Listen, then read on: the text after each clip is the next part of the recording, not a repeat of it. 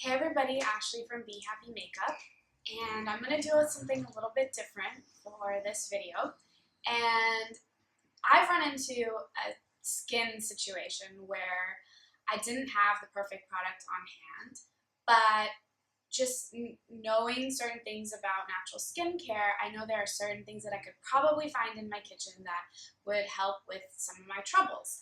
And the whole premise of you using natural products and natural beauty is that you wouldn't want to put anything on your body that you wouldn't put in your body.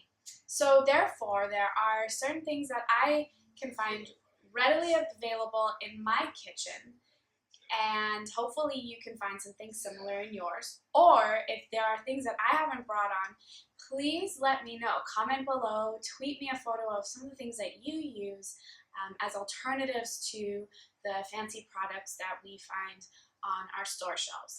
And just one other improvement or advantage of using the actual skincare or the actual food on your skin is I'll bring on products where I can tell you, 5 natural ingredients that are within each product, but then they also come with a variety of different preservatives and all sorts of different, mixing agents. And so by using just the purest form of these things that I'm about to show you, you're actually doing your skin and body a service. So let's start.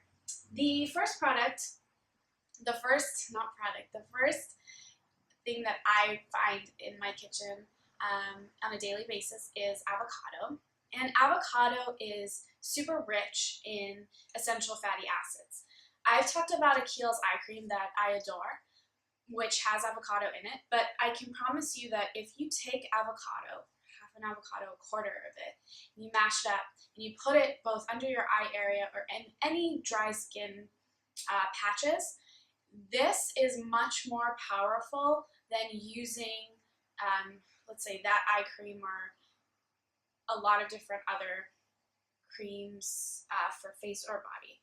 So, as I say, cut it in half or however much you think you need, and you apply it directly onto wherever you feel dry.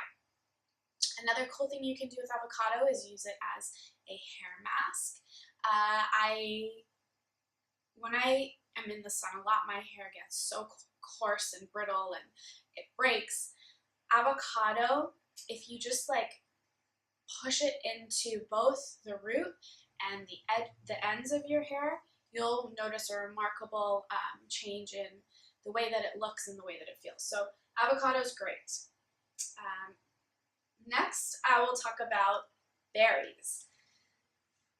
Berries, as we know, and this is a mixture of raspberries, blackberries, and blueberries, which are very, very healthy to eat. But if you take about a quarter cup of either one of these types of berries or the combo of all three, and you mash it up again, they are super high in antioxidants. They are very good at eating away dead skin cells, and the raspberries themselves actually have a small seed, so you can actually use it as a physical exfoliant as well.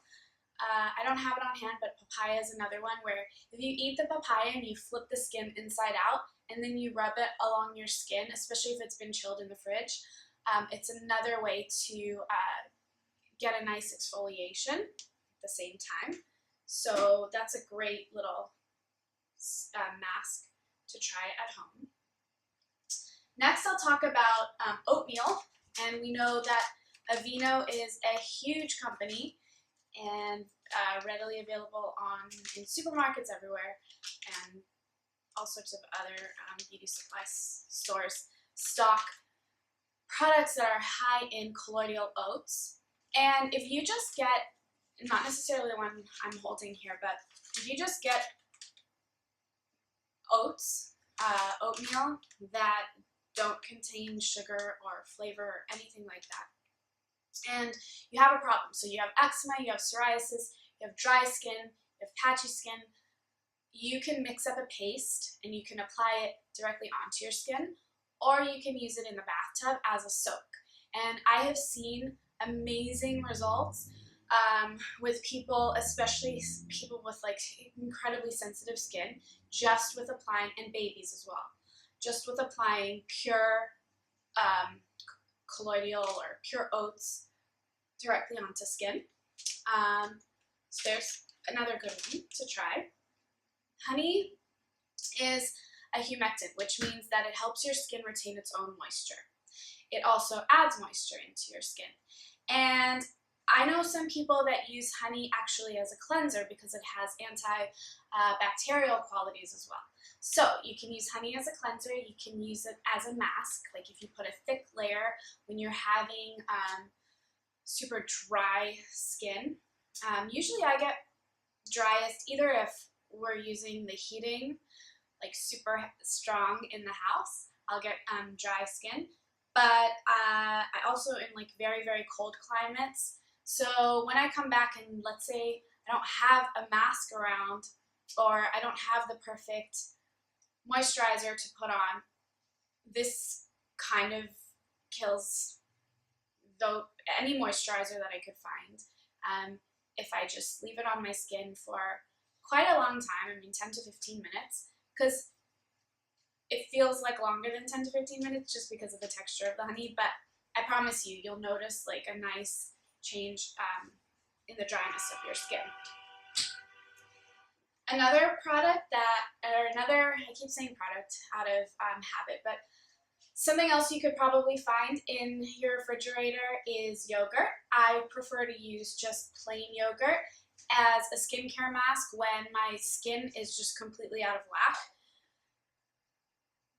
Yogurt is a probiotic, or it has probiotics in it, and it balances your skin's pH levels. So if you're feeling out of balance, if you're having a breakout, if all of a sudden anything that seems just a little bit abnormal, try doing just a pure yogurt mask if you have it around.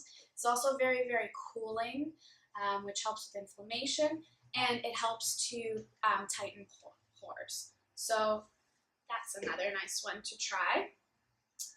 Next is probably the most powerful thing that I have in my kitchen as far as skincare is concerned. It's apple cider vinegar. My husband ingests it because it's super cleansing in the morning. It's the first thing that he does when he wakes up. And I myself use it sometimes as a skin toner. About 2 weeks ago, I was having like a horrible situation on my chin area, and nothing that I would try would help to get rid of my like pimples, and they were bad ones too. Nothing would help. But I started using this apple cider vinegar on my chin area 3 times a day for approximately 3 days, and I saw the most unbelievable change in the fact that it shrunk down they were like whiteheads, which is probably off-putting at this point, but it helped, and it could probably help you. I know people that use it every single day. The only downside is that you have to ignore that there is quite a strong scent that it has. But if you're desperate like I was, it's so worth it. Next is coconut oil, and coconut oil everybody uses as a eye makeup remover, which it is very effective. You could just use it as an eye makeup remover. You could use it as a full makeup remover, so you can massage it into your skin and then use it like a face towel to swipe everything off. It's very effective like that. I myself have used it in both of those ways, but I also have used it as a hair mask, not on the roots of my hair, but on the like ponytail down, so ends of my hair where I get the most split ends and the most damage. And I love the way that my hair looks afterwards. It's much more shiny, much more hydrated. It's a little tough to get out of your hair, so use a clarifying shampoo afterwards, but it's wonderful as a hair mask. Likewise with olive oil, similar.